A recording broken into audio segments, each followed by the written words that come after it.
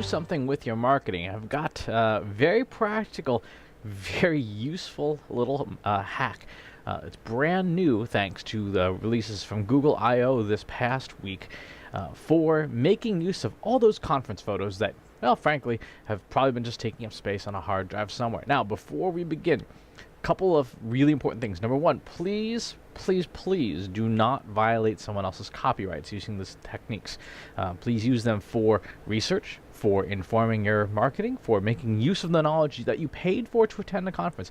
But please do not use it to take advantage of somebody else's intellectual property.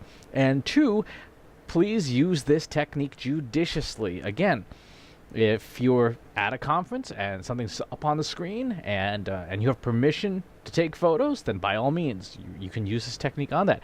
On the other hand, if you've got like a 500 millimeter telephoto lens and you're staring into the office across the way in another building, don't do that. That's illegal. So please obey copyrights and obey the law. Now, on to what the actual technique is. Now, let's go switch over to the iPhone here. You probably, if you go to marketing conferences, have a whole bunch of photos just like these, right? Where they are just really lots and lots and lots of photos of slides that you've taken. Let's go ahead and take a slide here from, this is from the IBM Think conference. I'm going to open this up. I'm going to touch the little button on the bottom here. This is the AI recognition button. And look what we have. We have the ability for it to recognize the content on screen and then make a copy of the text of it, and then be able to move into another application, paste that, and now I could email this text, I could use it for text analysis, I could just keep it in my swipe file of information, things that I would want to know, and I could do this with as many slides as I want. I'm going to scroll down here. Let's take a look. Here's another slide. This is from a different event. This is from the HIMSS Brand Hit Conference. Here it recognized the title of a book, but I'm going to switch over to text recognition, pull that in, copy it, flip over to my note-taking app, paste it in there, and so on and so forth. So you get a real sense that I can use this to take all the content out of a presentation or have a few key slides and use it quoted, again, with proper journalistic rules, for high points, key points from presentations and slides. This is another example here. We're going to go through this. In this case, it's looking at people's photos, see if it recognized any of them. It didn't make any matches to anybody in my photo gallery. Let's scroll down a little bit more here.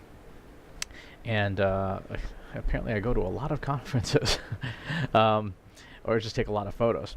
Here's another one, sort of a big tagline. This would be great if you were taking a picture not only of a tagline, but also like a billboard or a piece of creative, something outdoors. Again, select it, copy it, and then paste it so I could take advantage of the text that way. So what do we do with this? Well, as I said, this is great for extracting key points from talks if people's slides are super word heavy. This is great for, again, if you're outdoors and you see a quote of some kind that you'd like to remember, take a picture of it and transcribe it, and the deep learning software behind this from Google AI does the text recognition. It does it very, very well. For those who have worked with SlideShare and stuff in the past, SlideShare has transcribed some slides and things, and it does a pretty good job. But this is very much next level. I've tried it on some blurry text and things, and it does a great job transcribing that as well.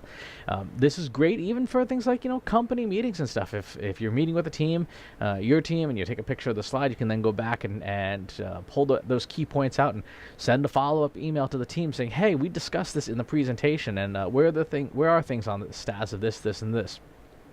Some things it doesn't work real well on. It does not work real well on equations. I've tried it on chemistry equations. I've tried it on some sophisticated mathematics and statistical stuff. No good there. It really struggles. It can't assemble that into a readable format. So anything that's not linear text. So if you guys have like a super creative art installation, it's not going to have a good time with that either. But again, for any kind of text, and by the way, this works for stuff that you take a picture of. So say you have a document, something that you signed, or a contract, you can take a picture of it, open your Google Photos app, have it recognize it, copy the text, and then you can put that into like Google Docs and make edits of your own if you wanted to, if you didn't have the original. So any time where you need copyable, editable text from an image, this is a great application.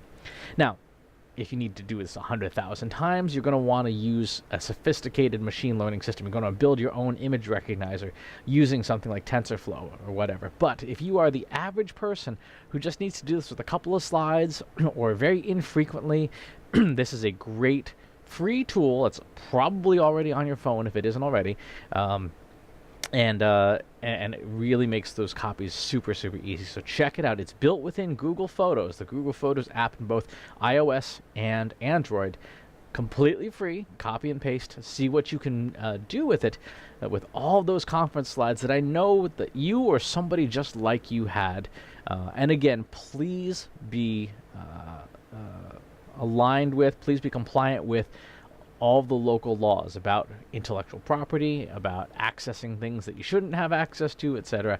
Adhere to those laws to stay out of trouble. So thanks for watching. Please do this with your marketing sometime this week. Take a look around, see what you got laying around, see what your team or your staff or your coworkers have laying around in virtual drives and stuff, photos from conferences.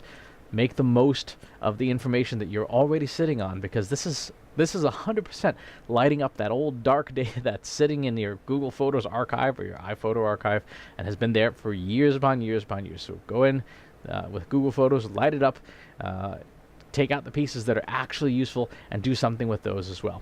Thanks for watching. As always, please subscribe to the YouTube channel and to the newsletter, which is where you get notification of videos like this one, because Do Something With Your Marketing is only goes on YouTube, LinkedIn, and the newsletter. Everywhere else, it's not part of my regular social sharing. So make sure you're on the newsletter list, and I'll talk to you soon. Take care.